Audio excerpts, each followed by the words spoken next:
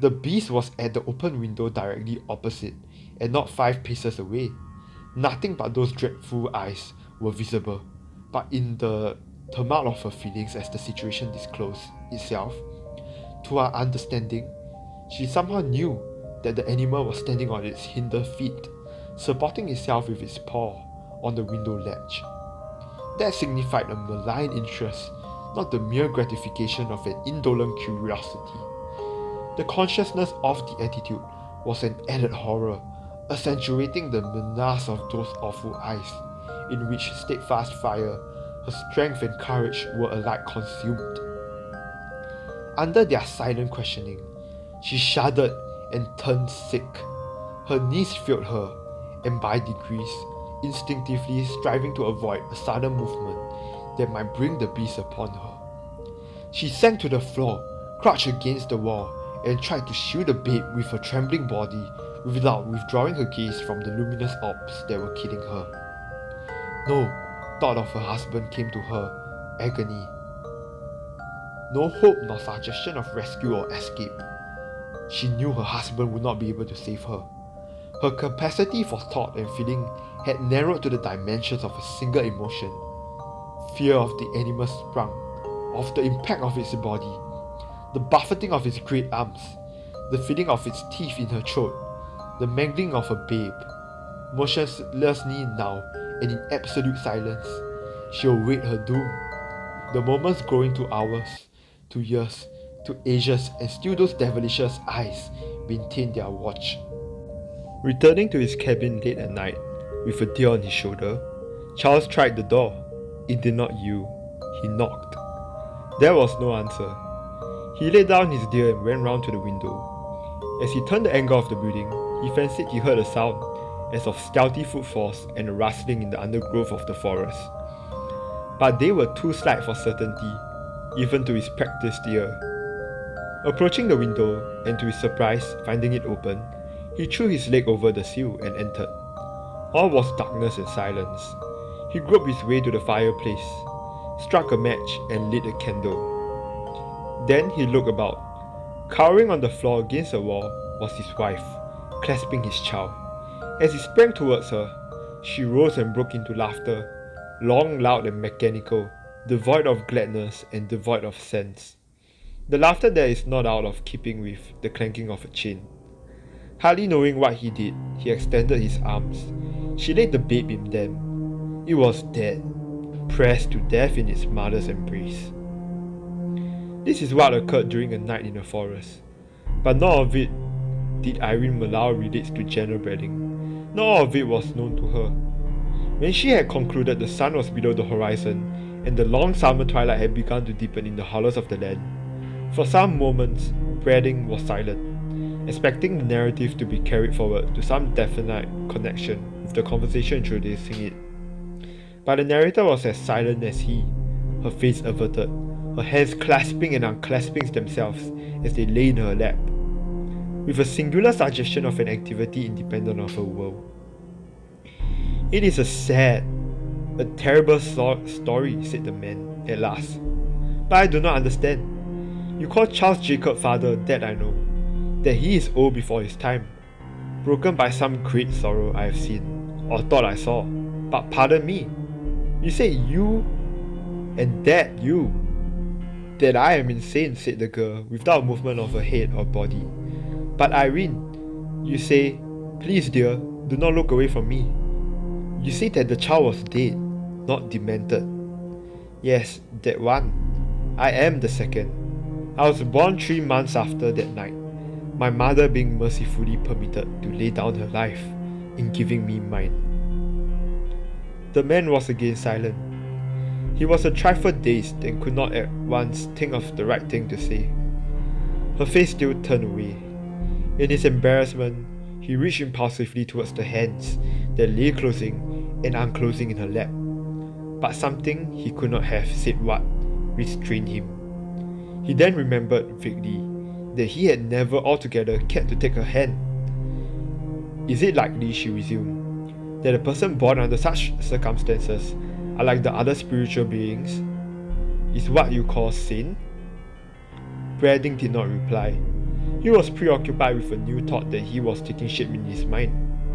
What a scientist would have called an hypothesis, a detective, a theory. It might throw an added light, albeit a lurid one, upon such doubt of her sanity as her own assertion had not dispelled. The country was still new, and outside the villages, sparsely populated. The professional hunter was still a familiar figure, and among his trophies were heads and pelts of the larger kinds of game. Tales variously credible of nocturnal meetings with savage animals in lonely roads were sometimes current, passed through the customary stages of growth and decay, and were forgotten. A recent addition to this popular apocrypha, originating apparently by spontaneous generation in several households, was of a panther, which had frightened some of the members by looking in at windows at night. The yarn had caused its little ripple of excitement, had even attained to the distinction of a place in the local newspaper. But Brenning had given it no attention. Its likeness to the story to which he had just listened now impressed him as perhaps more than accidental. Was it not possible that the one story had suggested the other, that finding congenial conditions in the morbid mind and a fertile fancy, it had grown to a tragic tale that he had heard?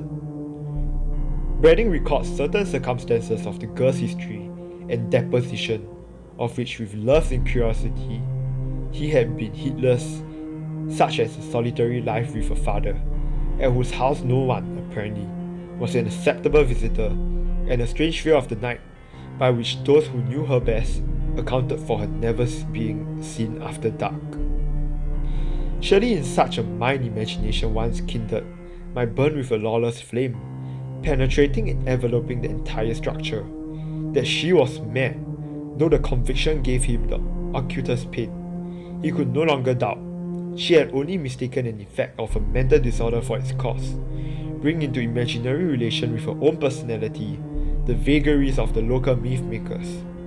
With some vague intention of testing his new theory, and no very definite notion of how to set about it, he said gravely but with hesitation, "Irene, dear, tell me, I beg, you will not take offense, but tell me." "I have told you," she interrupted, speaking with a passionate earnestness that he had not known to her show. "I have already told you that we cannot marry. Is anything else worth saying?" Before he could stop her, she had sprung from her seat without another word or look, was gliding away among the trees towards her father's house. Brenning had risen to detain her. He stood watching her in silence until she had vanished in the gloom. Suddenly, he started as if he had been shot. His face took on an expression of amazement and alarm. In one of the black shadows into which she had disappeared, he had caught a quick, brief glimpse of shining eyes. For an instant, he was dazed and irresolute. Then he dazed into the wood after her, shouting, "Irene, Irene, look out! The panther! The panther!" In a moment he had passed through the fringe of a forest into open ground and saw the girl's grey skirt vanishing into her father's door. No panther was visible. General Brenning, attorney-at-law, lived in a cottage at the edge of the town. Directly behind the dwelling was the forest. Being a bachelor, and therefore by draconian moral code of the time and place denied the services of the only species of domestic servant known thereabout. The hired girl he bought at the village hotel, where also was his office. His Brenning's bedroom was at the rear of the house, with a single window facing the forest. One night he was awakened by a noise at the window.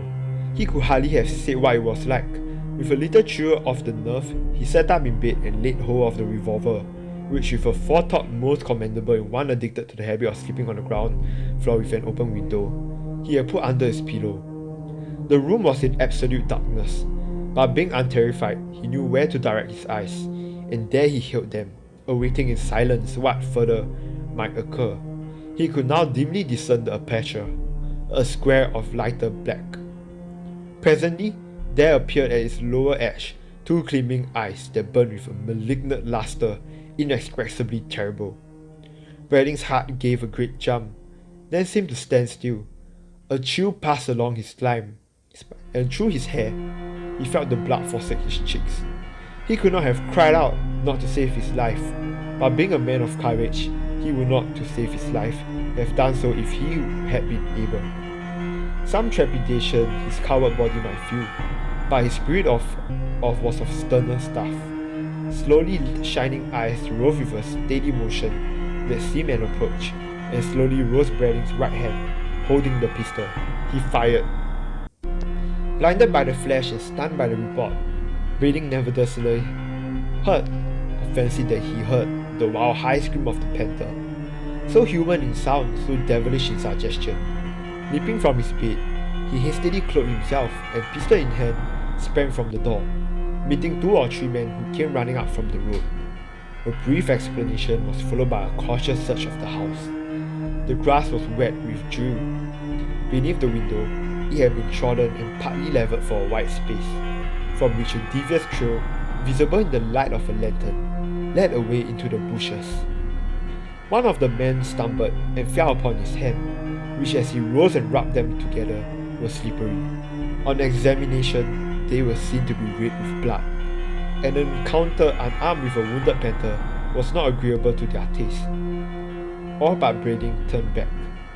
He, with lantern and pistol, pushed courageously forward into the wood. Passing through a difficult undergrowth, he came into a small opening, and there his courage had its reward, for there he found the body of his victim.